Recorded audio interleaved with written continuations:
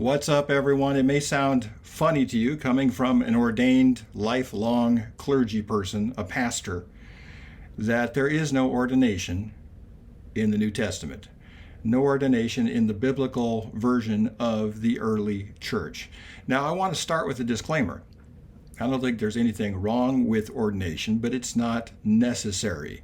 In theological language, it's adiaphora. You see, there is no ordination of leaders in the New Testament. Now, Jesus and Paul were lay preachers, and neither one of them were ordained. You could have been ordained back then. There was an ordained priesthood working in Jerusalem, but neither of them were. Paul was a tent maker, probably working for the Roman army and supplying them and following his supply routes as he wrote his letters and started churches. And Jesus was most likely a contractor, a tekton, and kind of was an outsider to the Jerusalem establishment, even though his mother was most likely a Levite, which I guess kind of would have qualified him to be a priest if he wanted to be one. I don't know. I'd have to look through the genealogies, but they were lay preachers. And Ephesians 4:11 says that there are apostles, pastors, evangelists, prophets, and teachers. I think I got the order wrong, but they seem to be different roles. Apostles seem to be people who get things started, who get sent out by Jesus to get the church started. Prophets are people who speak forth the word of the Lord. Evangelists have the gift of inclusion, bringing other people into the faith family. Pastors are those who shepherd, those who notice when someone's missing, those who take care of people. And teachers are people who explain the Word of God. And some denominations say you have to have the fivefold gifts to be a leader. You have to have all five, but I don't think that's what the text is saying. And you can look at it yourself. But it seems to be that there was a collective leadership and a dispersion of gifts there. And if you've ever noticed, there's no mention of gender in this passage. This is the primary New Testament passage on church leadership, and gender is not mentioned. And if God wanted to make sure it was only males, I think that might just have been included here. So the question is not, should women be ordained? The question is, should there be ordination at all?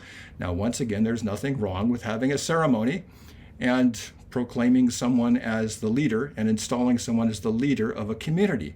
Communities need leadership. There's nothing wrong with leadership. And it's very important in John 10 that leadership be somewhat assertive.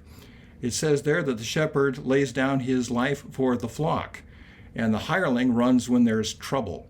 It's so important that the leader of a congregation is not seen as a hireling or a chaplain. There needs to be someone who is in charge. Moses in the Old Testament certainly didn't ask the Israelites what they wanted to do and hold a vote. They would have gone back to Egypt. Leadership is hard, but there needs to be leadership, so I'm all for that. The problem is we take Paul's writings, and they are clearly Midrash. And if you don't know what that is, please look it up. He's applying certain truths, certain spiritual values to local congregations. That's called Midrash, working out what this means, applying, application. And we turn his Midrash into Torah, into rules that are universally applicable everywhere, and Paul would roll in his grave because he is not the most pro-Torah person in the Bible, and you can check that out anytime he mentions the law. So, should we be ordaining? I don't see anything wrong with ordination. I don't see anything wrong with designating someone as a leader of a congregation. I don't think it changes the spiritual nature of the person or gives that person special powers to concoct the elements of communion or anything like that. I really don't. And we do need good order in churches. But the truth is, there is no ordination in the New Testament. Is it good to have leadership? Absolutely. Is it good to have strong leadership? Absolutely.